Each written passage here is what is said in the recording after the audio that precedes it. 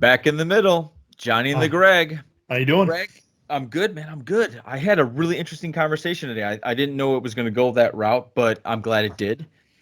It's kind of weird. We have this current event happening in the world right now that we felt we had to talk about, and we thought we would bring on who, Greg? An officer of the law. We've brought him up a couple times. He may look kind of familiar because he and I share DNA. He is my brother. He's been in law enforcement for over 20 years. Yep. Given what's happening in Minnesota right now, I just thought like this would be a perfect time to do it in the middle and bring him on and get kind of his perspective on things. Right. I thought it was a great idea. I thought we had to do it. And because of that, because it's so current, we're bringing this to you on your regularly scheduled Topic Thunder time because we thought it was important to discuss this. And you will be getting your Topic Thunder fix on Thursday, where you would be getting an in the middle episode. So we just switched the days, guys. No big deal. So I think that's it. So without further ado, welcome to the party.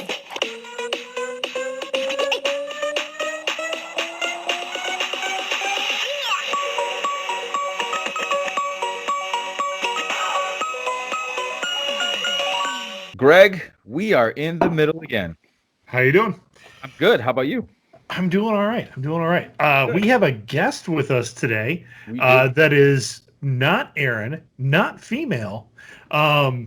So he's got our guest today has over 20 years of experience in law enforcement, which is going to come in really handy for our conversation for today.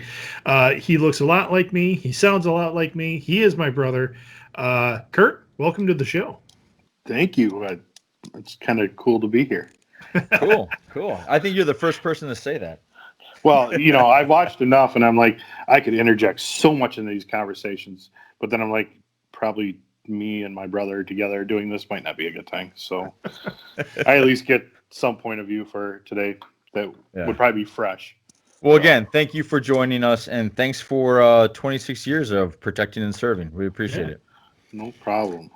All right, Greg, let's just steer this right in there. There is a lot going on in the world right now. So outside of our usual COVID conversation and all that other stuff, the George Floyd situation in Minneapolis, where a man was being arrested, he was detained. As the video shows, he was on the ground. They had him down, and then another officer came over and then decided to kneel like on his neck, like his head was turned, kneeled right on him. Floyd said, "I can't breathe." People around him were saying he can't breathe, let him up. And then he ended up dying from asphyxiation, I believe. So, the reaction, public outcry reaction, we're recording this on a Thursday. On Wednesday night, there were massive riots in Minneapolis, looting of a Target that was totally ransacked. And from the video, if you don't turn that into a racial thing, because it was all types of people running in and out of that Target, from what I could tell. But just a lot of questions involved around. So I guess where we start first is with the arrest tactics. I haven't read why Floyd was being arrested. Did you guys take a look at that or see that? From what I understand, it sounded like he had tried writing a bad check somewhere. Okay. It was a forged check. So not even a violent crime. No, it was, not a violent crime by any means. Okay. But that's my take on it, is that he was trying to, pass a bogus check. Okay. So Curt, I know in the county you're in, you used to teach like arrest techniques to younger officers, things like that. Correct. Is that when you've got a guy flat on the ground already, he seems to be subdued, for another officer to come up and like put a knee on, is that normal? Is that something that they teach? Well, so to kind of back things up a little bit. Mm-hmm. So how many of the videos have you actually seen? Just the ones that are making around. I've seen pretty much two. They're the real one, short, kind of basic. What I saw was, and this is my point of view, and I'm going to let everybody know, I think I've been under a rock the last couple of days. I didn't know anything about this. And then Greg was talking to me about it today, and we thought it'd be a good idea to get you on, and you obviously being a police officer could give us a better understanding of what's going on, and just obviously, just a better understanding. But going back to the question, what I saw was him already on the ground with the officer having his knee on the throat and him saying he couldn't breathe, and I think he asked for his mom, and just saying he couldn't breathe. That's pretty much all I saw. So I've seen a video that started from the initial contact at the car. Okay. And it looks like in the one, the cops have contact with him. He's in the driver's seat. They end up having to tussle with him just a little bit. I mean, it doesn't look like anything too awful serious. They get him out of the car, and then it's a restaurant security footage. So they have him on the corner there, and it looks like they're just talking to him. Maybe sat him down. Then they stand him up, and they walk down the street. And I don't know if that's maybe where the squad was or what was going on. So they walk down the street, and then it breaks off from that video, and then goes right to somebody's cell phone video of the knee on the neck. And I really, in that video, the one I've seen, you can't see the other two officers that are towards probably handcuffing and his legs. Okay. You don't see them. You just see whatever his name is. Do you remember? I actually do not remember his name. The arresting officer, the guy that's really, the focus on everything, right, with the knee in the neck. You see him with the knee on the neck, and then you see another officer standing there. I take that back. I've seen 3 videos because I'll explain the other one. And like you said, you hear him saying, I can't breathe, and a couple times you hear him. And then one video I saw went a little bit further than that, and they show him trying to put him on the gurney, and he is just limp. I mean, you can tell he is either A, unconscious, or the further version. Right.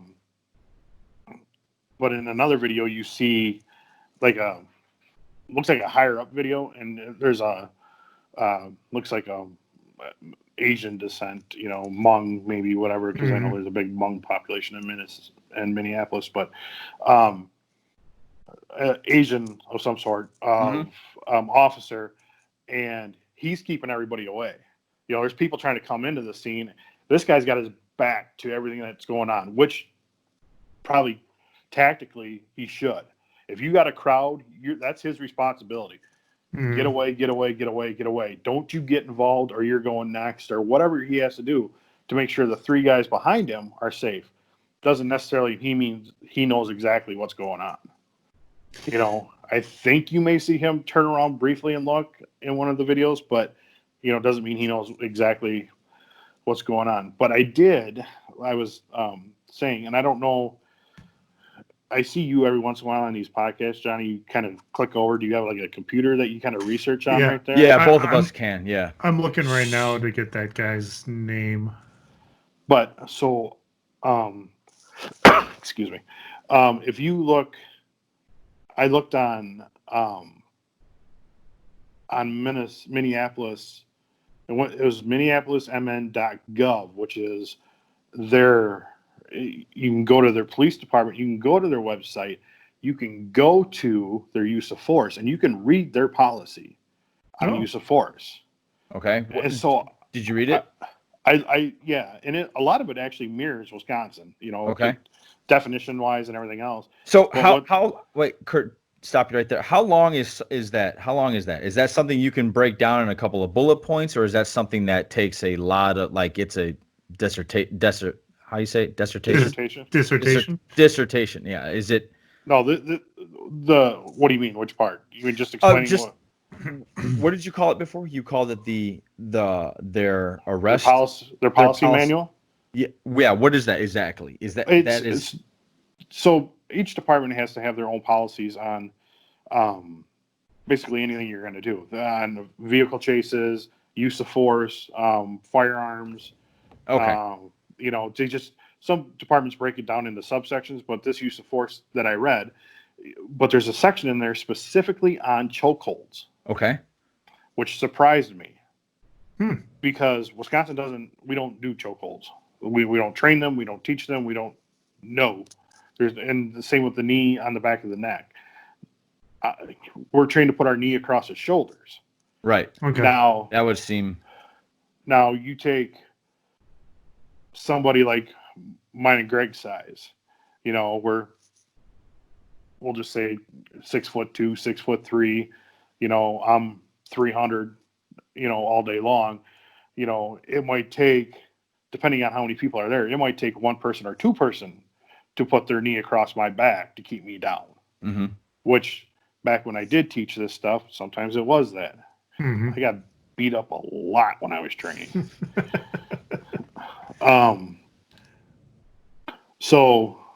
But I just, so they actually have a policy on choking, and they actually have, part of it is choking a conscious person and an unconscious person. Really? Which is weird.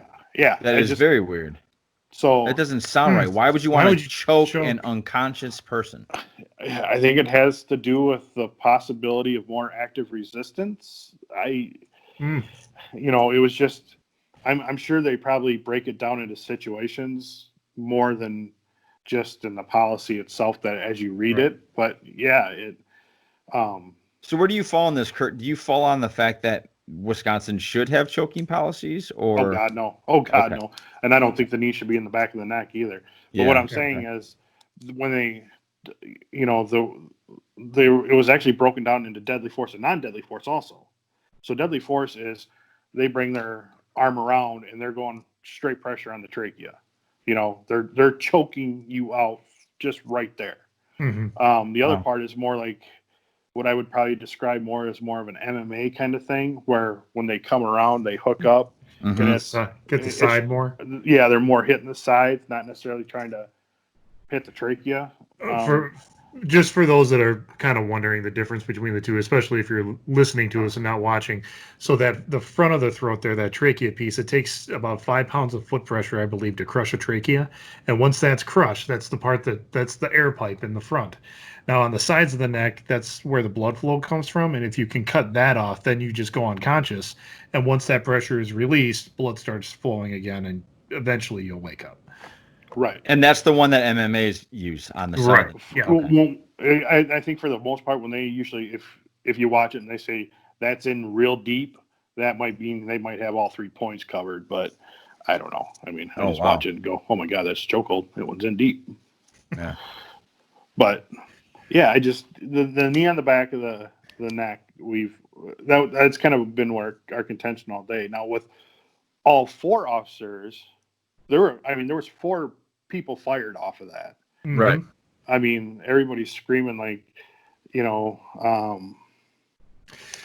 what was the one?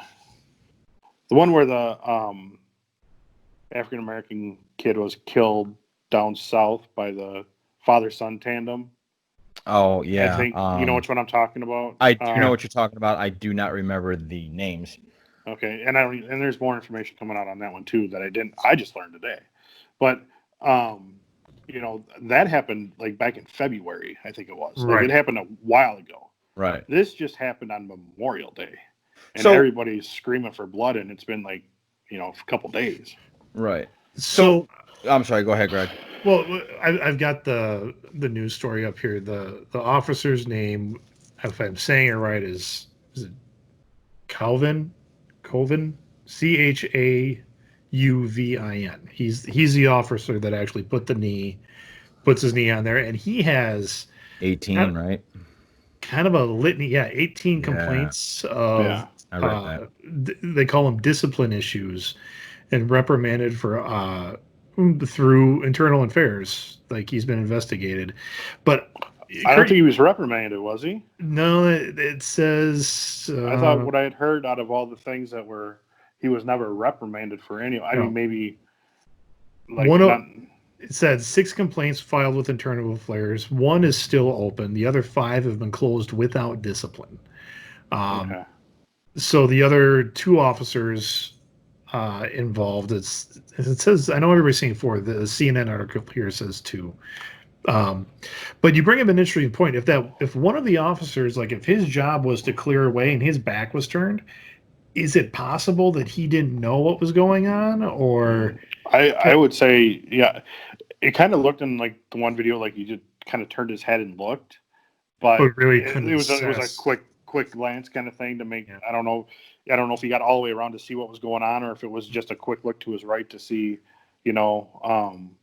Hey, Curt, in a situation like that, where the guy is supposed to be crowd controlling, right? And I could hear on the video, you got like 2 or 3 people going, hey, man, let him up, give him air.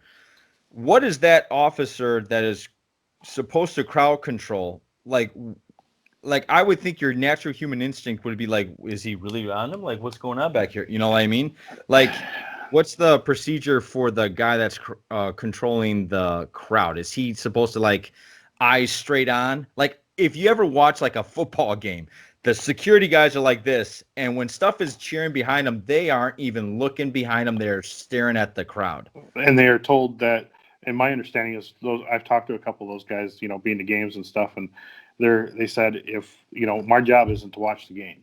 Right. My job is to make sure that everybody in the crowd is, behaving themselves, pulling, whoever out of the stands after they jump in for the Lambeau leap kind of thing. Okay, that's my job. Now I go back to paying attention to the crowd. Okay. I talked to a guy one time that he was at a concert, working a concert, and he said the guy that was with him, his buddy, actually got fired for turning around and more watching the show instead of watching the crowd. They walked right up, tapped him on the shoulder, said, "Get out of here. We need you to watch them, not this." And okay. So going back to that situation, what's that guy like? What do you guys train? What's his job? We kind of train, kind of stand in.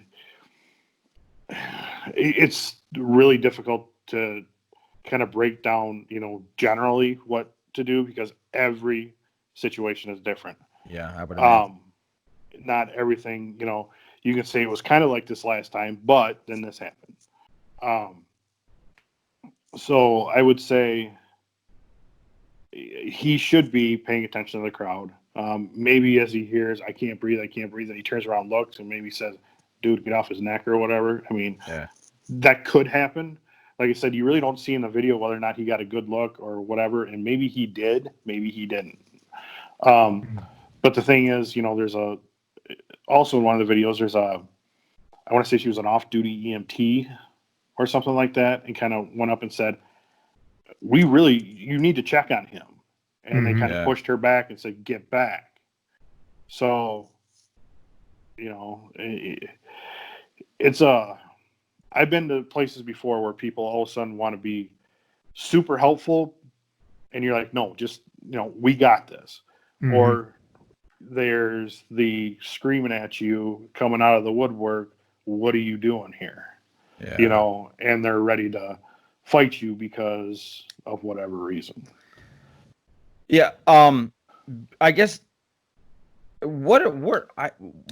don't know what your thoughts are actually on this, Curt. Like, how do you view this? How do your friends view this? Popular discussion, honestly, is the guy with the knee on the neck gone. Mm-hmm. But like I said, now there is a use of force policy that they have, and it's in there where they can choke people. Now, it doesn't say anything about putting a knee in the back of their neck. But I didn't necessarily, I wasn't looking for anything like that. I was looking to see if they had a choking policy, and they do. In Wisconsin, if you were to put your knee in the back of somebody's neck like that and leave it there like you did, I mean, there's been times where probably a pile has happened. You get 3-4 guys that jump in on one guy, and somebody's knee may have hit a neck. I'm not going to deny that one bit. It's dynamic is the word that's used a lot. I mean, it's flowing, it's changing. Mm-hmm. And until you get to the spot where you can readjust and make sure everything's secure, now I move, whatever. Right. Generally, the knee on the back is probably one of the last things that happen, or towards the end, because now you finally got him on the ground, you got his hands behind him, and that's probably one of the last things that generally would happen. Like I said, things change so much. And that seems to be part of what really went wrong is that, Floyd was already down. But why? Right, but the guy comes into frame and just kneels on it. It wasn't like he flew into frame and kneeled on. He kind of just went in there. So he had plenty of time to readjust. He could have targeted his knee however he wanted and put it on his back, but he just kind of chose put it right there. And I didn't see that video. The video I see is him already on the neck. I have not seen the video where he just comes. He just comes in and, okay, this is what I'm going to do. The video I have seen is he is already there. And you know what? I say that I didn't see it on a video. I was reading an account of him, like he was down and then they walked up. So maybe that could just be an account. I should say that. And that's what I really want to see. I want to know what happened from the part where they walk him away to they get him to the squad and they're on the ground. That's what So that's probably on body cam footage, though, I would imagine, right? And all 4 had body cams, and all 4 body cams were recording, is what I've heard. Okay.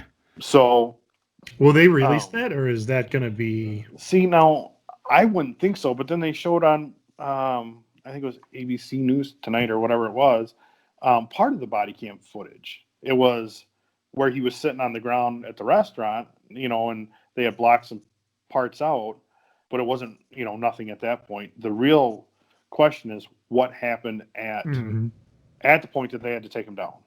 Did they get him to the squad and he, let's say, he refused to get in the car? Or? Well, yeah,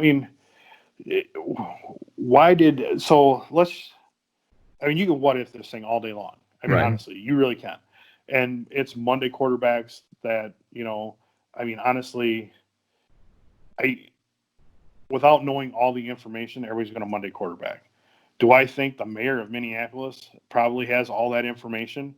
I don't know if they would give that to him right away or not. Maybe, because he's coming out automatically and just condemning all these officers. Yeah. And I'm not. There must have been an internal affairs investigation, because that's also listed that if something bad happens, it automatically goes to them. And didn't the chief of police from Minnesota call the cop a murderer? Like he said, like right there that we watched a murder. I don't know. Was it the chief of? It was a. God, I think the mayor did. The mayor said that. That was the mayor. No, but there was also a chief of police. Now, I'm not sure if it's the chief of police of Minnesota Minneapolis, or if it's the county. Was it happen in Minneapolis or Minnesota?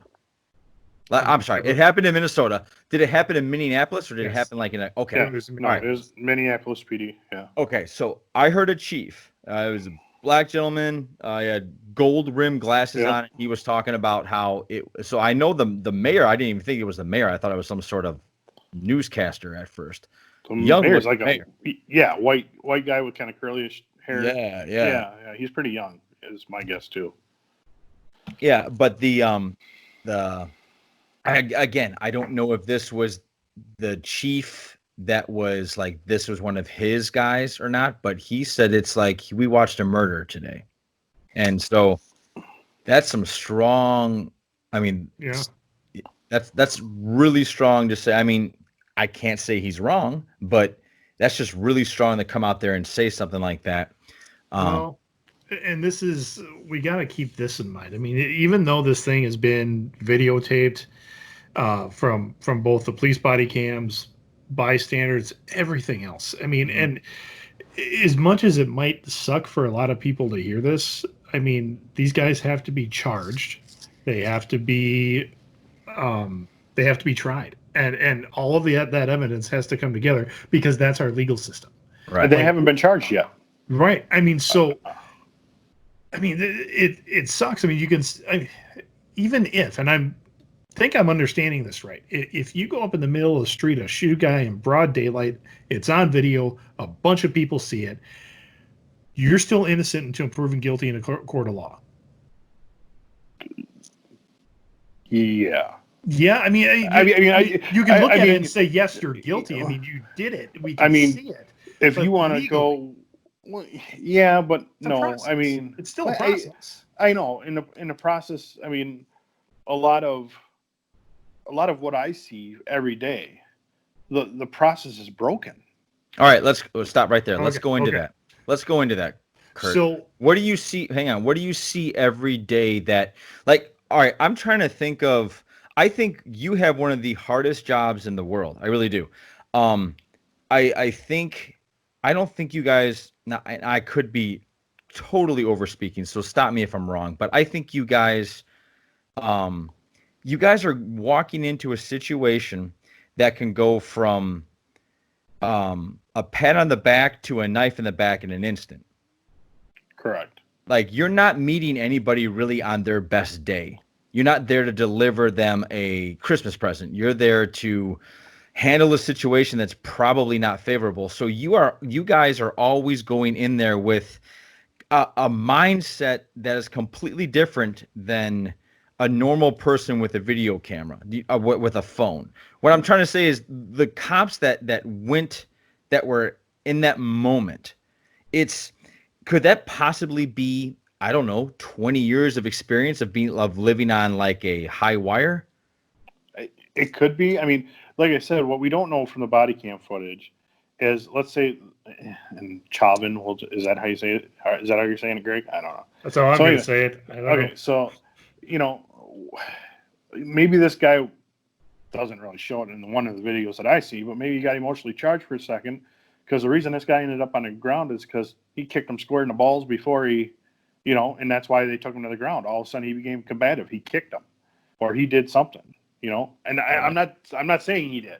Right. I'm not, I know. Accusing him of doing that. I'm just saying that there is a gap in time in video that nobody other than probably the administration in Minneapolis have seen. Okay. So going back to what my question was to you, though, was you said you've seen a lot of stuff. Like, what can you elaborate a little bit into that? So just a little bit of a background. So I started pretty much in law enforcement when I was 18. I did the little rent-a-cop, worked at security, did a lot of ride-alongs, sitting in the side of my buddy, driving around in little old broadhead for hours on end. And then I got to work at the jail. So now you see these people when they're coming in, they're charged, they're mad, they're in jail. You got to deal with them. They're suicidal. They want to fight. They're drunk. They're on drugs, whatever. And then I get hired. It's not really a promotion. I get hired as a deputy with the same department. Now I see these guys as I'm going to deal with them at their houses. And where I work, now I'm starting to see second, third generations coming through, but it's kind of a revolving door. The same people you see a lot, and they get to know you. So they knew me from my jailing days. So when I got out there and I had to deal with some of these people, they're like, "Hey, how's it going?" Not too bad. I earned enough respect when I worked in that building to where, I didn't have a lot of problems. There's people that work there that, and it's this way in law enforcement anywhere. I'm not going to say just my department. There are people in law enforcement everywhere that are going to say, because I wear this thing on my chest, you will respect me. Whether you want to or not, you're going to do it. And, people don't always go, "Oh, yeah, sorry, sir." They don't do that. It's not going to work. Right. So you need to learn to talk to people, and that's what jailing will teach you. You get on the street, it'll transition. Now I work in our court services bureau division, whatever we're calling it now. So now I get to see these guys as they're going through the court process. Now, what I mean by broken, I will tell you that probably every DA in the country will tell you that I have a 98% conviction rating. There's always that 2% that get dismissed or whatever. But I have a 98% conviction rating. But is that for the charges they were arrested for? Now, I see guys get arrested for I mean, I've seen a guy get arrested for a homicide charge. He killed somebody, or so they say. And they plead that down to first-degree reckless endangering safety for firing a gun. Now, you'll still get time off of that, and that's usually what they do. But you're not getting that max of 60 years to whatever. You know, the guys that really get hit hard right now are heroin dealers and any kind of child porn, child sexual assault. Because they have mandatory minimums. If you're going to plead into, you know, certain things, there's a mandatory minimum. You're going to prison for X amount of years. You know, now there's always you're going to prison for 5 years in, and then you got 5 years of extended supervision, which is a total of 10 years. But during that 5 years, if you do your programming, if you do this or you do that, you might get out in 3. Now, that just adds 2 more years to your extended supervision, but you're not necessarily doing a full 5 years. But I've seen guys, you know, arrested for strangling their girlfriends, and, you know, which is a felony. It's a felony charge for strangulation because you choked them. Right. Somehow, or impeded their breathing. And I've seen that get pled down to a disorderly conduct domestic, which is either 30 days in jail or $150 fine, or, you know, I mean, it's not always what you think it is. So why and don't get me going on child support. Why do you think that is? So, I mean, if someone who's committing those violent crimes that are playing it down to something that's, you know, I'm not going to say a domestic's not a violent crime, but just something less. Is it the overtaxing of the jail system, or I mean, what's just the criminal justice system itself is just overwhelmed, and you know, the criminal justice system is overwhelmed with people doing bad things, and when your state Supreme Court wants to try and make things tougher on people, which in certain cases they should. You know, for the longest time, I mean, growing up in Wisconsin, an OWI 10th wasn't a felony. Yeah. What's an OWI 10th? Operating while intoxicated. Yeah. Drunk driving wasn't even a felony until, well, I was probably mad, right? Well, that was a big push. But I mean, it was probably early 2000s, I want to say, before any OWI, before the OWI, I think it was 5th was the highest, was where they started. The 5th was a felony. Was it when they lowered the blood alcohol?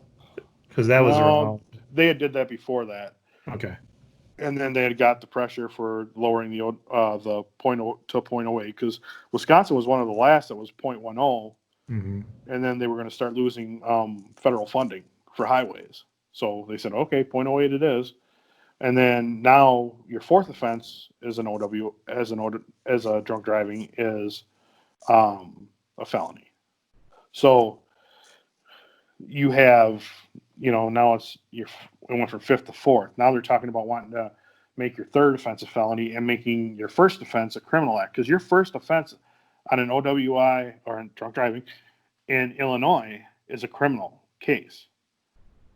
Drunk driving in Illinois on your 1st offense is a crime. You are going to do some jail time somehow, maybe probation, whatever they work out, but it's a crime. In Wisconsin, it's a ticket. It's a whatever it is now. It's been so long since I've written one. That is a drastic difference. It is. Correct. But at the same time in Wisconsin, I just heard of a guy in my area who got his 4th OWI, should be serving jail time, and he's not, because, well, and partially he's not because our court system at the time was just shut down. They're like, we're not dealing with this right now because of the COVID stuff. But so he will do time. It's will? Just a matter of when. I mean, just because your 4th offense is a felony doesn't mean you go to prison. Because your 5th offense is a felony doesn't mean you go to prison. You know, you can get a year in the county jail on a felony drunk driving. You know, you can get a year. But that's something. I mean, that's something. You know, it's a year your life taken away, which. Well, not if you get on the, so we have a bracelet program. You put a bracelet on a guy, which, you know, I've worked in. I mean, that's another one of the factions I've worked. these guys, they come in to do their jail time, and if approved, there's criteria they have to meet, but if approved, you put a bracelet on their ankle and you take them home. Mhm. And they still have rules to follow. They can only do certain things. They still got a mother may I, can I go to the grocery store? But they still get to go to the grocery store. Yeah. It's like when you see, these funny things on Facebook, these little memes of, there was one the other day that this guy had the Borat swimsuit on, and then they were talking about social distancing, and I'm like, well, he should be, because he's got an ankle bracelet on too. So, I'm guessing his probation agent or whoever probably didn't say, hey, go to the beach and have a good time. Mm-hmm. So I had a question. I just totally forgot it. I hate when that happens. By the way, it's Derek Chauvin is how we say his name. Chauvin. Derek The Chauvin. Former officer Derek Chauvin. Right. Well, and then you don't see the other two guys in that video. I will tell you right now that if I have my knee and my body is kind of turned towards this guy, you might not see exactly where my knee is landing. If one guy's holding his ankle so he's not kicking, the other guy's trying to put cuffs on. Mm-hmm. Now, he laid there for a little bit. They had him under control. So the other two guys, it's the one guy keeping the crowd at bay. Kind of more about the other two guys. They might have a chance to maybe get their jobs back, saying something. Well, and the other thing about Chauvin, sorry to cut you off. No, the other thing about Chauvin is that all of those other incidents that he has are all minority incidents. Like it's that some of which he was involved in a couple shootings. I think I read one. I saw one. I heard of one, and he was clear to that. Yeah, and maybe that's a good shooting. Those happen, but they were all. It's just it smacks of, if all of these are against minorities, that's not going to look good for him. So now, I also looked at, and I didn't grab the numbers, at just the amount of crime committed by minorities in Minneapolis, and it is higher. In the records they keep, minorities versus whites, more or less, are committing more crimes than whites. So certain departments, you work certain beats, or areas. Mm-hmm. So I bet if you're working Chinatown, you have more crime. Chinese arrest. Yeah. You work. That makes sense. Chicago, if you work down in South Side. Yeah, I've been there. But some places, let's say, because it's broke down. Like I know Chicago has a predominantly Polish neighborhood. Mm-hmm. They have a predominantly Italian neighborhood. Things like that. Mm-hmm. If you're making arrests, chances are you're arresting. Oh my God! All you do is arrest Polish people. Yeah, kind of, because that's where I work. So if that was his beat, okay, then it makes sense. Kurt, something that sticks with me is 18. Point. Is 18. It is a really good point. But what I'm wondering about is, what's the number before you sit there and say, you know what, man, maybe this isn't the right job for you? Well, I think he had, 18 years on? See if I can find that. Okay, but what I'm saying is, it's not like okay, well, this is your second offense. He said 18, and yes, a lot of them he didn't, he wasn't punished for, but it still shows a pattern of maybe a loss of control, maybe bad judgment. I don't know what all those 18 were. Let me know, Kurt. Is it common to get that many complaints all the time? And half of the complaints, is it just, is it Karens? Is it people that just know that they just have to yell, "I'm black and he's white and he's treating me bad"? Like, well, I don't know if it's necessarily that. When all this has started, I've had a few discussions Facebook wise. What's that landscape like? I haven't even looked at that. Oh, it's great. Somebody posted today, a guy that was a couple years older than me in school, and Greg knows who he is too.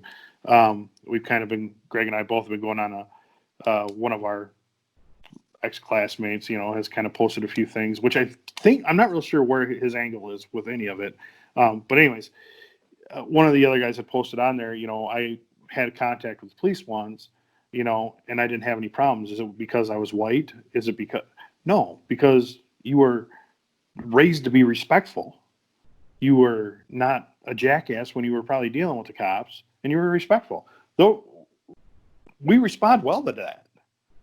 I'm sorry, sir. I'm sorry. You're right. You caught me. Where'd you get the booze from? Well, I don't want to say. Well, there's one avenue to go down. When I walk up and say, hey, who's been drinking here tonight? Fuck you. What are you doing here? Oh, okay. Well, let's see. We're going to change avenues on how I'm going to treat you too. Yeah. If you want to pick up the who can be a more aggressive game, I don't necessarily. I mean, I don't holler, I don't scream. This is a lot of. I mean, but there have been times where I raise my voice.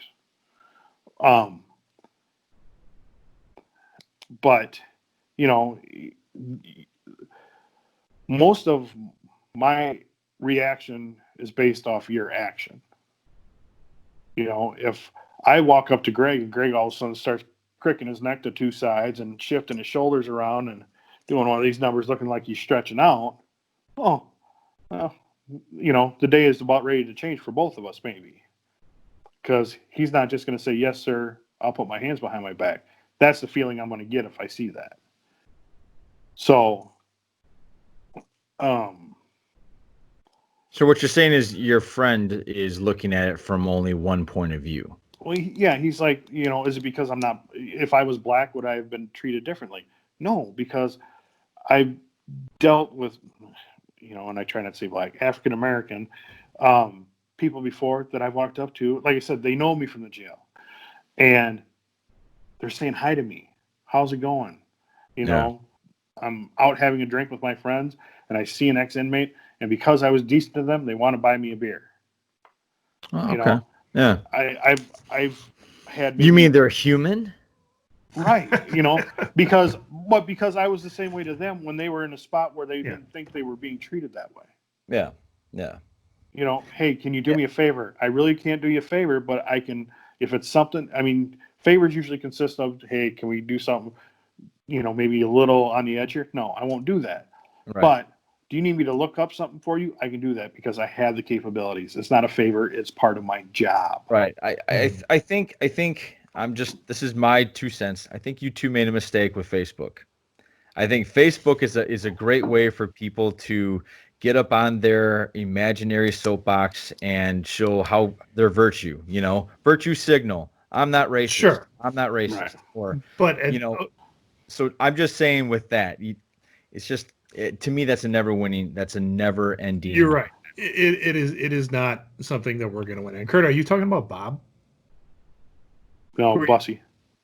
Oh, well, I thought he was fine. It was Bob on that same one that was, but oh yeah, I wasn't getting involved. I could have really got cranky with that one, but I didn't. Yeah, I could have really gotten cranky. What? Because right now, and this is shifting gears a little bit to more the racism issue, because that's what a lot of people are calling this, is definitely a racist issue. It's a race issue because you have a white cop, right, with an African American suspect. So so the question would be, do you think people start screaming? Nobody. So take the Madison issues that we've had in the last couple of years. The cop shoots a 17-year-old kid that was high, that pulled a gun on him. Mm-hmm. What did you want him to do? Mm-hmm. And granted, that guy kind of had the same thing. He had a few, beefs with the public, but it was documented. This kid was full of drugs. He had a weapon, and he got shot and killed. And so this is where we'll relate this into, mine was, it was a clean shoot. The guy kicked in the back door. Okay, so just before you jump into that story.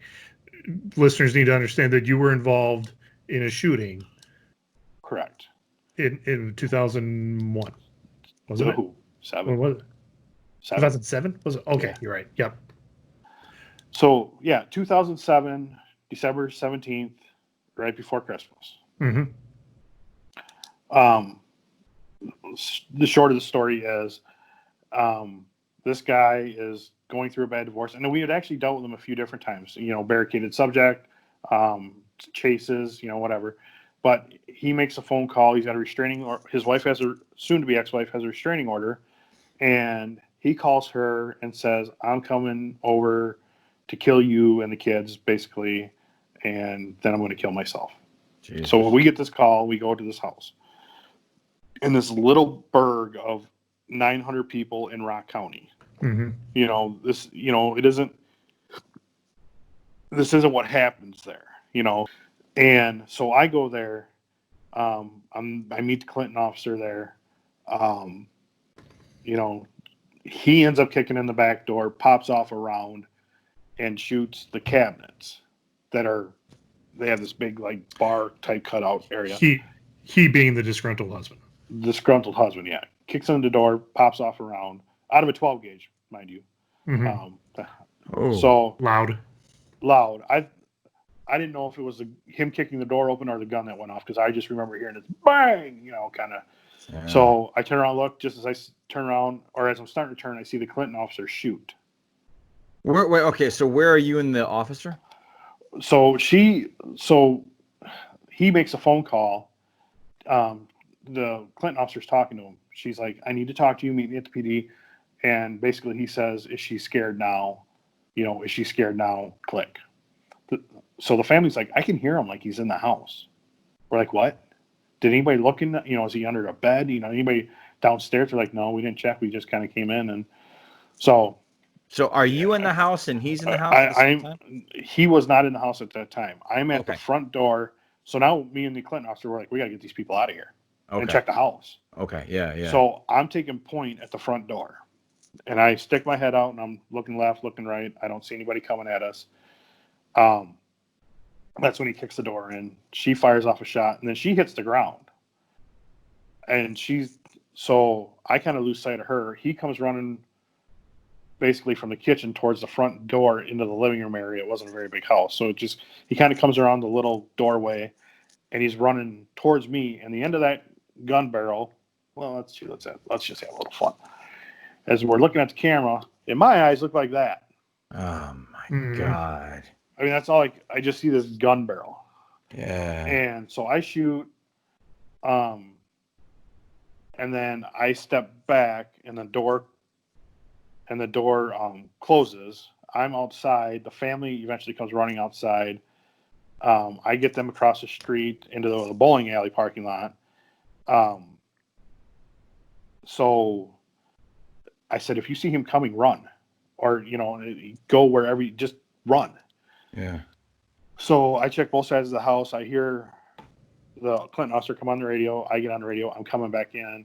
I go to open the door and I almost hit the mother-in-law, his soon-to-be ex-mother-in-law, almost hit her with the door because she had been shot.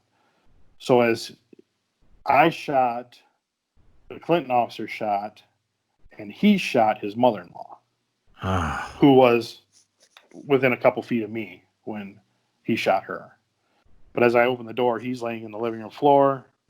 He dies, all that comes around. So back to where we originally were at with, the public, I made the mistake of reading public views in the local paper. Okay. Why didn't they shoot him in the hand? Why didn't I shoot him in the leg? Why didn't we tase him? Why didn't we do, whatever? Right. Now, I will tell you that it is not our intent to kill. It is our intent to stop the threat. Mm-hmm. Maybe that's just a fancy way of saying it, but my intent is to stop the threat, and that's what we did. Mm-hmm. So, I mean, I was off work I didn't go back to work till February. Yeah.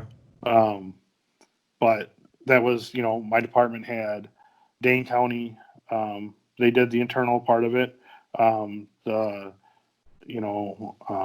Department of Corrections, our Department of Criminal Investigation, DC, the head honchos of the state, they investigated the shooting. Came back clear. The DA cleared it as a good shoot. My sheriff made, him and the DA got in a big argument or disagreement about, I think it was the night of the shooting. They did a press release, and my sheriff came on and said, "This appears to be a good shoot." The DA got mad. He said, "It's my job to make that decision, not yours." But okay. For me, I lucked out. For both of us, we both had all the backing and support of our department because of it was a good shoot. Yeah. I can't imagine being left out to hang. Yeah. You mean like these four gentlemen are? Is that what you mean? Yeah, I would say, yeah. I really want to see that other body cameras. Yeah. Yeah. I mean, the fact that they have a policy on choking, just amazes me. What does that tell you? What does that tell you, Kurt? Like, as a professional officer looking at that and going, "Holy shit, they have a choke!" Like, what does that say to you? I can see how that could be misinterpreted, misread, overused, incorrectly used, which is probably why, I don't know how many states or departments actually have that. I remember a guy that I used to work with, actually used to teach with, who said at one point it was a department he worked for in Florida, called it a vascular restraint. So isn't that a chokehold? It's kind of like stop the threat or intended to kill. Yeah. But it's a vascular restraint to me says chokehold. Yeah. And it really does say, choke hold in their policy. I mean, there's no denying it's a choke hold. After police academy, what kind of training is there moving forward in terms of self-defense tactics, how to clear a room, how to enter a room? Is there continuing education or not? Always, really? Yeah. I mean, we're required 24 hours a year, which really doesn't seem like a lot, but 24 hours a year on whether it be legal updates, training. We just have to have 24 hours of training. I think a lot of departments now, including mine, we kind of get away from a lot of the physical aspect because people get hurt. It's a liability. You don't want people getting hurt training, because then now they're out for however long. Do you think that's the reason why they don't have, like, I don't know, like Brazil jiu-jitsu classes for officers? Yeah, I mean, a lot of it is some of it gets incorporated. Okay. My current sheriff, who also at one point was, and he might still be, on the board for, I believe it was for the kicky punchy stuff. DAT is defense and arrest tactics, and then for the jail side, it's principles of subject control. Because, excuse me, the only difference is, pretty much firearm anymore, because our jailers are allowed to carry the pepper spray, OC, and tasers. Granted they don't carry batons, but they have like their own what's called a CERT team. It's Correctional Emergency Response Team. It's kind of the jail version of SWAT. It's the go-get-em team. Yeah, and I think they have a pepper ball launcher. I think they might even have batons. I'm not sure. That was kind of after I had left the jail that team was started. But anyways, I mean, that's, the dynamics are the same for everything. You hit somebody the same way in both. You kick somebody the same way in both. So. But I used to teach both of those disciplines. So. I've seen some pretty interesting holds and locks using it in Eskrima, which is stick fighting, Eskrima Kali, Filipino stick fighting, that I've seen like in those countries, their police officers, some of them like in some of those countries that they don't carry guns in general. They carry the PR-24, the one with the, I think it's 24. It's got the handle on it, and you can do all the neat little swivel things with. And not just even that, but even just a regular baton. Like I remember I had a collapsible baton for a while that I stole from you. That yeah, it wasn't big. But even just some of that, you can lock up some wrists and some shoulders and stuff, and it hurts when you get hit. Yeah, and I could imagine that would be effective. But again, like you said, if it takes to become proficient in that is hours and hours and hours and hours of training that maybe they just can't afford to put their people through. Well, and it's, not everybody gets, I have never in my entire career pepper sprayed anybody. I did one person when I was doing the training to become an instructor, and they said I had to spray that kid. You have to spray somebody to get through this class. I was like, I don't want to, because I've been sprayed before. It's horrible. It's not fun. Just when you think you've washed it all off and you're good, you go home and take a shower, and then it ends up in other places that it wasn't before. Exactly. So, and then you and then it's an even happier dance in the shower. You're like, yeah. So I bet. I am gonna laugh at that. So, just because I don't like fighting in it, because if that guy's covered in it, that means it's going to get on me. Yeah. Right. I don't like it. Right. I don't like it at all. So when a situation like this comes up, Curt, and it's nation like this, or it's national, do you feel a certain, like, because what I'm getting from you today is you certainly do not condone what happened. You're certainly not giving any type of excuse as to what happened, but you're also saying we got to see the whole thing before I can make a full adjustment. I mean, a full judgment. And so you related to parenting. So That's interesting. Okay. Greg has, I don't know, do we talk about how many do we have? Or not? Yeah, we've talked about. We've talked about. Okay. So, I have four. Okay. I got 4 kids, 3 girls and a boy. And there's not a day that goes by that I'm not doing some sort of investigation of some sort. Who left the peanut butter out? There's got to be somebody here that lives here, and his name is not me. Yeah. And he has a sibling called I don't know. It's the man behind the shower curtain. Exactly. So, but when they get in trouble, it's the same thing. Or if they're fighting amongst each other, you want the whole truth, so you dig a little deeper. Mm-hmm. See, now when you have a wife that just kind of takes it as, do you know what your son said to me today? No. He said so-and-so did this. Did you ask him this? Well, no. Oh, okay. Then you ask that question. Well, yeah, I did this because he did that, or he did this because I did that. And okay, so there's a little bit more truth to it. And you want that. You want to know what happened. And that's why, like I said, there was a little round table today between me, my sergeant, and one of the other deputies. And, we each kind of took a turn. It seemed like if there was a point that could be made of playing devil's advocate. Yeah, of course. I'd be like, they're like that. He should be charged. He should be whatever. And I said, I thought I saw something the other day that said they had a choking policy. I said, what if his tactic was covered in that policy?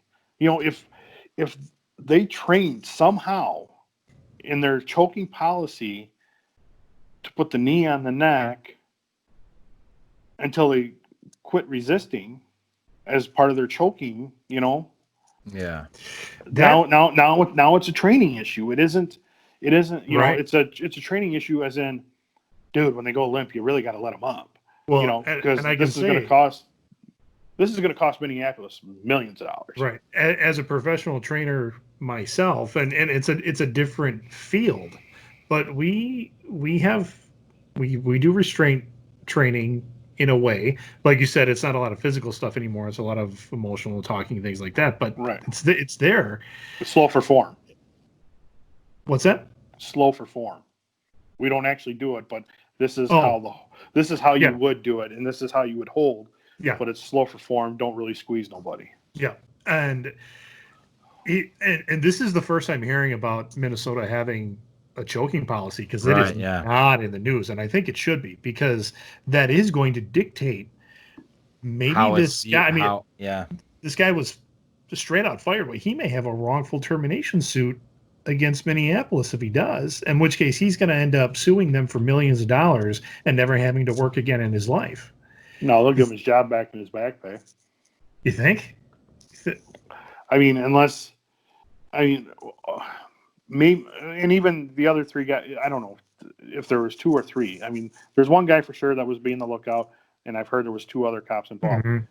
But maybe those three, I didn't do anything wrong. I did exactly by policy what I should have done. Yeah, this is, this brings up a lot, and it's certainly not over. Yeah. No. So I'm sorry, Kurt. I wanted to go back to, I guess, kind of the brotherhood that you guys have, the brotherhood that you guys are in. Do you feel when something like this happens nationally, do you feel like you almost have to, like, let's set the whole story out? Like, how do you guys feel when something like this, when one cop, whether it was justified or not, makes a bad decision, things go wrong, makes you guys look bad. Now it feels like everybody's gunning for you guys. And so I would think it would almost form this force field around you guys, where it's like, we got to all stand together now. Like, when something like this happens, do you feel that way or no? Is it, do you know what I'm asking? Yeah, no, I know exactly what you're saying. I'm trying to think. Yes and no. Okay. So we rally around each other. But sorry, jackass, you're kicked out of the brotherhood because you've done screwed up on this one. Okay. We're going to protect our own. Right. And, you know, and there again, though, but I mean, I've been in a situation where we had a guy back in the day in the jail, got accused of basically a misconduct. Okay. Swore, and actually it happened a few times. We had a few people do this to us, and did the absolutely not. I did nothing wrong. They're screwing me over, and we rallied. You know, I mean, back then we were all single, so what we did is we took that person out, and we're right behind you. Let's get you drunk, and we're going to show you how much we support you, and you know, come on, we're behind you. Yeah. Next thing you know, they resign. See, now, usually there's a choice there. You either resign or we fire you. Yeah. Now, depending on what it is, sometimes it's either you resign and we just square this up, or we fire you and you'll be charged criminally for what you did. Mm. Now, I'm not saying that happens a lot. That's right. And those are administrative stories I've heard, not saying, I'm not confirming or denying that was anything that they may have said at some point. So okay, so it's the same as it is with, I don't know, I'm trying to think of another group where it's just like, hey, if you fuck up, you work in an office and somebody gets caught stealing whatever. Let's just say they're you know they're taking somebody's lunch every day, whatever, I don't know, but it's something where all of a sudden the office administrator says, you know what, you're not going to work here anymore because you did this. And that person swears up and down they didn't do it. Right. And the office, because they're a likable person, whatever, rallies behind them and says, we're going to stand up for you. We're going to say this is wrong. Yeah. And then Come You to find out. Yeah. Find out they did what they did, and now you, as a group, you're like, oh, aren't we a bunch of dummies? You know, Well, another group, and that happens. none of us are agreeing that the back of the neck thing. I mean, we're just like, but this is ingrained in our training. Mm-hmm. Oh my God, why would you do that? No, don't do that. You know, and you know, at some point we're like, when the body goes limp, you probably should have got off of them. Yeah. But like I said, their choking policy covers conscious and unconscious. I'm telling you, you guys got to read this. That is odd, but that's that. Weird. I mean, that is I just weird, skimmed through it quick, but yes, conscious and unconscious, deadly force and non-deadly force. Where can I Choking. find that? Where can I find that? So if you go to MinneapolisMN.gov, Yeah. and you can scroll, you just look down and it'll say policies. You click on policy, and then you scroll down, and 5-300 is their use of force policy. 5-311 as a subsection is use of force with the neck restraint / chokehold. So we will link to that down below. Yeah. In the description down below for anybody who wants to take a look at that, because that could be the game changer in this whole thing. I mean, Well, and just perusing, it didn't say anything about any pressure to the back of the neck. But like I said, I was checking this out like 20 minutes before I was jumping on with you guys and just taking some quick notes. I didn't really get to read it, but I mean, obviously the things that stuck out in my mind were the ones I keep mentioning. yeah. But It turns it into less of a black and white issue and more of it could be a shade of gray. Right. Yeah. Now, me 100% all day long, I'm going to disagree with that knee. Mm-hmm. I would disagree all day long. That should not have been there. Let me add some. I'm going to play a little devil's advocate there, right? Are you ever guys taught ever in your training that a criminal could be lying by saying like, I can't breathe? I mean, if I can say I can't breathe, can't I technically breathe? So exactly. So one of the things in the video is you hear him say, apparently, and this is one of the other videos I heard, they were talking about it today, that in the video you can hear him say, I can't breathe. If you're talking, you're breathing. Okay. I have used that same line before. Okay. You know, you not that I've ever known you, Johnny, to probably be the criminal type, but I'm guessing you've never been sprayed with OC before or pepper spray. Technically, I have been sprayed, but I did it to myself. Well, okay, so was it like the low grade stuff you buy at the store? It was the stuff that was on my mom's keychain, and I thought it was cool, and I thought it was the right way. It's kind of the Greg knows this. It's kind of the same thing that happened in the Indiana Jones whip that I did. Yeah. I didn't know it was in front of me, and I squirted out and it shot in my face, and Didn't know it was loaded. So no, and I immediately ran to the sink to wash it off, and that was a big mistake. hey, no, you really want to wash it off. In case you ever do that again, Yeah, get Johnson & Johnson tear-free shampoo, which you probably have in your house. I do. And the nice thing about that is you can throw that directly in your eyes, and you could probably do it with, like, let's say you get jalapeno juice on your hand and you put your finger in your eye. You could probably use it for that too. All right, there you go, guys. But Awesome. yeah, little helpful tip for anybody that's listening and wants to get sprayed with OC. Make sure you have Johnson & Johnson tear-free baby shampoo. If you get tased, it just sucks to be you, because that was the worst thing I did. But Have you been tased before? oh my God, yes. Well, it's like a prong thing, right? These like prongs like shoot into you. Yeah, and they Where'd got you little get little barbs. Well, one was in my back, the other one was in my butt cheek. I remember you showed me the one in your back. I remember looking at that going, did that hurt? Yeah. So walk me through that. What happens? Well, so Like obviously you knew you were getting shot, right? yeah, So I'm sure the anticipation. I got part shamed into horrible. it. I got You shamed into it. Shamed into it. So when we were All doing right, our Kurt, initial tell the story. we're doing our initial taser training, and a female in our group, said she was going to get tased, and she had to deal with another guy that she worked with on second shift. Okay. I'll get tased if you do. So first person lays, and I'm like, I'm not doing it. Hell no, I ain't doing it. First guy lays down on the floor. You hear taser, taser, and it makes a pop. and you hear this ticking noise, tick, tick, tick, tick, tick, tick, tick, tick, tick, tick, and the guy's laying there, and it's the longest 5 seconds of your life, and he's, did fairly well. And I'm like, oh, wow, it still looks like it sucks. I'm not doing it. All right. So the guy that was going to do it with her backs out. He says, I ain't doing that. She looks down the line and says, will you do it with me? No. You're not going to call me out like that and have me say no.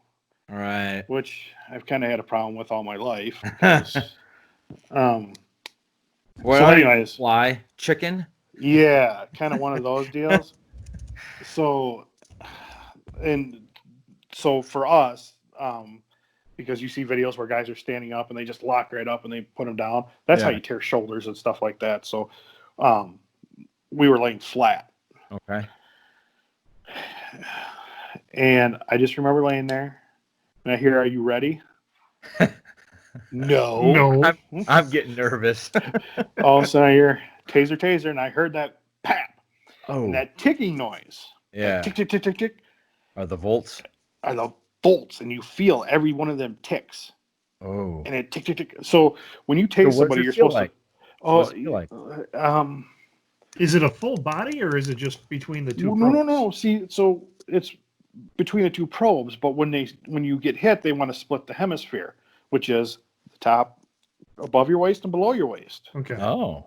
So when you get one above the belt line and the other one in the butt cheek, guess what they did?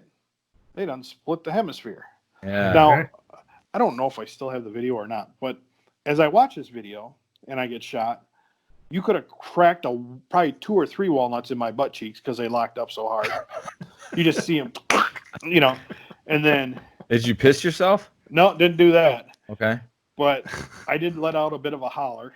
Yeah, and I went to go roll over, and the guy that's holding the taser, and his helper both kind of put their hand on me and laid me flat again, and then the ticking stops, and you can kind of see my body just go limp. Hey, let me ask you a question. So if you get tased and you're sitting there shaking and I touch you, am I getting tased? Not unless you put your hand between where the probes are. Okay. All right. In theory, because the wires are coated, in theory, you should be able to shoot somebody and then reach over and grab those wires, and you might feel a little tingle, but nothing because the wires are coated. But if you're between those hemispheres, yeah. Okay, so from what I understand how a taser works is one prong, another prong, and the currents in between them. Correct. Okay. Wow, I didn't know that. And it's 250,000 volts or whatever the hell it is. And so did she end up doing it? Yeah, she went first. She went first. She went first, and then I went. All right. After she got up, she's like, all right, I did it. Your turn. I was hoping she would have punked out, and then I wouldn't have had to do it. But I Is there a risk of death to that? It's very low. Yeah. Very low. Any taser-related death usually has an underlying factor. So pacemaker or something. And usually that's way up here. So if somebody manages to get tased in the pacemaker, you done probably missed your target area anyways. But like I said, everything's dynamic and fluid. So. Wow. But I could barely walk. I could barely walk to my truck because my calves are cramped up so bad. Oh yeah, the after effect. Yeah. Oh my god, I look like my dad walking in the house. I was just like, this just sucks, and I'm like, thinking, how does that last? 5 seconds. Oh, the cramps? The pain. Yeah, The pain it literally was 5 seconds. I mean, it was, once it's done, minus the cramping issue. That's once right. it's done, That's what I done. mean. So like, okay, so the after effects, how long does the cramping last? Was your butt really sore for squeezing that tight, or like? I will tell you that I was muscle-wise a little sore for like a day because everything just cramped up so bad. Yeah. Like, I mean, nothing like stories. It's been a long time since I've done a squat workout. Yeah. But I remember the next day going to sit down on the toilet and you get to that point and you just kind of fall down. Yes. Okay. That was it. Yeah, it's kind of rough. So you come home and you're like, "Hi, honey, got shot with a taser today." Yeah. Where? So I showed her, they put a Band-Aid on my back, but they didn't do anything about the one in my butt. I said, you guys aren't very nice. How big of a hole does that leave? Not very. I mean, it's tiny. I mean, take like a paper clip and a little rounder and then put a barb on it, like a fishing barb. Yeah. And that's what keeps it in your skin. Does the barb retract to pull out easier, or is it more of a... It's like a fishing hook. So once the fishing hook's in, it's in. Yeah, you grab and pull. I mean, it's make sure to get the skin real tight and just grab it and pop. And I actually, for the first time, took 2 out of a person. What was it 3 weeks ago? What? 3 weeks ago. It was like my Friday, and it was busy, and we're doing this COVID, 2 weeks on, 2 weeks off, and it was my last day on for 2 weeks, and this guy got tased, and luckily he likes me enough to, earn the respect kind of thing. And I said, you want me to take these out? Because the nurse was very nervous. She's like, I've never taken these out before. She's kind of, I'm like, you're just watching the skin kind of like bubble gum. I said, you want me to get that for you? He goes, yes. So he leans over, and I put my hand on there, and I just pop. And I've never taken them out of a person before, but it actually, you can kind of feel how well that's stuck in there. You're like, oh. First one came on, I was like, oh, that had to hurt. They just put Band-Aids on them and send them back. So. All right. Man.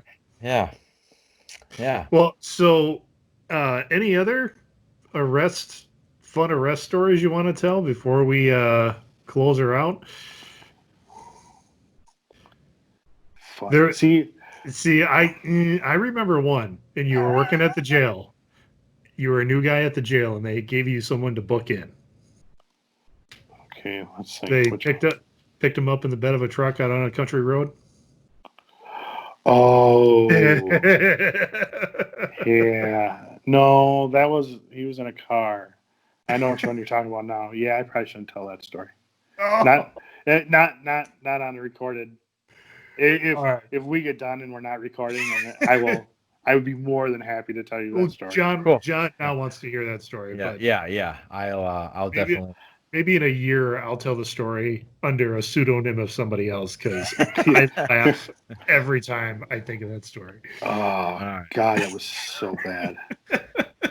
Cool. Well, Curt, thank you for joining us on this in the middle. Before we end it, we will end it, of course, with our fact of the day, which is in 1854, cholera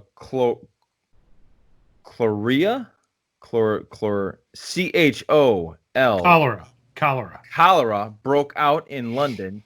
Using spot maps, it was shown that the majority of cases occurred where the water pump in Broad Street was closest.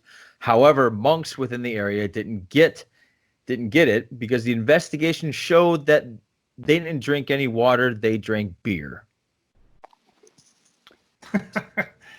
They drink real beer, not Bud Light. So what the hell is Bud Light's good for you. I don't care what you say. Cholera. Cholera.